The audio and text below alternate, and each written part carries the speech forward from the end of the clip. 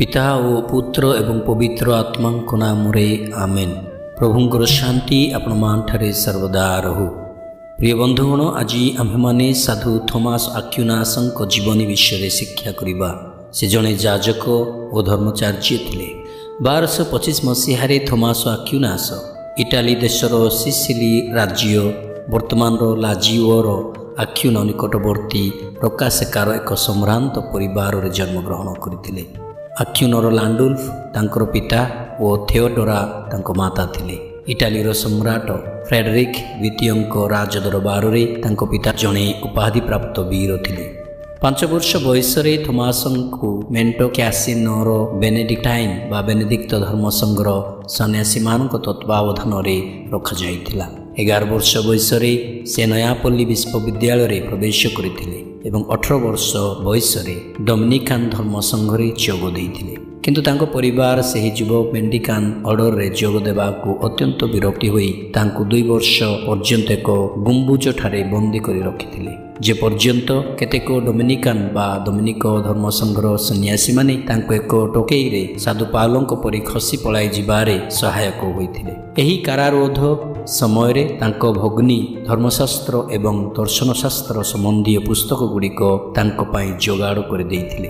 Thomas से गुड़िक बहुत उत्तम भाव में अध्ययन करी पूर्ण ज्ञान लाभ करिथिबा जଣା पड़िला, जद्वारा तांकु कोलोग्ने एवं पेरिस महासाधु आल्बर्ट अधीन अध्ययन समाप्त करने को पठा जाइथिला। तांको जाजकता अभिषेक और धर्मशास्त्र रे तांकर डॉक्टरेट बा आचार्य हासिल करिबा परे से परी स्पष्टता और सठिकता एवं अनुप्रेरणा सहित शिक्षादान आरंभ कले, जहा द्वारा हजार हजार छात्र छात्री माने तांको प्रति आकर्षित होइथिले। सेतेबेले पेरिस विश्वविद्यालय रे 30,000 जन छात्र छात्री थिले। ताहांकु केतेक उपाधि बा शिरोनामा दिया जाइथिला, यथा एंजेलिक डॉक्टर, देवदूत सदृश धर्मचार्य एवं कैथोलिक ईश्वर तत्वविद मानक राजकुमार। ता सहित 1969 मसीह साधु थॉमस को पुण्य पिता साधु जोहन पाउलो द्वितीय डॉक्टर ह्यूमानिटाटिस बा मानवीय धर्मचार्यर आउ एक उपाधि प्रदान करथिले।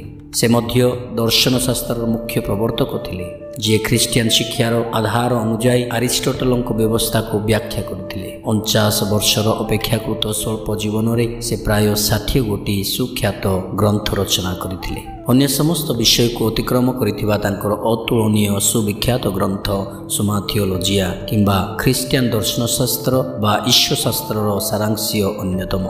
जेहेतु यही पवित्र विज्ञानर मूल लक्ष्य होउछि परमेश्वर विषय ज्ञान प्रदान करिबा, से केवल निजे निज भीतर भली नुह बरं प्रत्येक सृष्टिर आरंभ एवं शेष भली। विशेषतः विचारवंत प्राणी सदृश्य सर्वप्रथमे आमे भगवान को प्रति व्यवहार करिबा, द्वितीय ईश्वर को प्रति विवेकधारी प्राणी मानकर आभिमुख्य एवं तृतीय कृष्णकर जी मनुष्य हुई मार्ग अटंती, जहाँ द्वारा आम ईश्वर को निकट को आसी था। जेकोसी अध्ययन करने पूर्वर साधु थॉमस प्रथमे ध्यान एवं प्रार्थना ईश्वर को साहाय्य व्याख्या करुथिले। तांको कार्य से एते व्यस्त हो जाउथिले जे तांकर भोजन और शयन करने को संपूर्ण भाव भूली जाउथिले। तेणु ताहा देखिबा पई जने सन्यासी को नियुक्त हेबा आवश्यक थिला। जेतेबेले से बाइबल अस्पष्ट शास्त्र गुड़िकर व्याख्या को सामना कले, से स्वतंत्र उपवास करुथिले एवं स्वर्ग निश्चित भाव में अलौकिक उपाय रे तांको साहाय्य करने को आसुथिला। सेथिपाई बोली से केवल तांको असाधारण बौद्धिक शक्ति संपन्न एवं पवित्रता जोगु बोधगम्य करि पारुथिले। पुण्य पिता निर्देश क्रमे कर्पुस ख्रिस्ती बा ख्रीष्ट शरीर पाई सुंदर विधिसम्मत उपासना प्रार्थना और दिव्ययज्ञ यह सहित अति प्रिय भक्ति संगीत तांड्रुम एग्रो एवं ओ सालुटारिस ओस्तिया से रचना करथिले। लियोन काउंसिल को जीवा पथरे साधु थॉमस मृत्यु होइतिला। तांको समस्त कैथोलिक विश्वविद्यालय महाविद्यालय एवं विद्यालय स्वतंत्र इष्ट साधु भावे घोषित करा जायछि।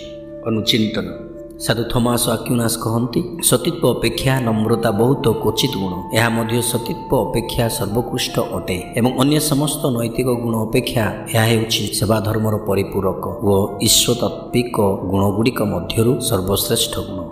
धन्यवाद।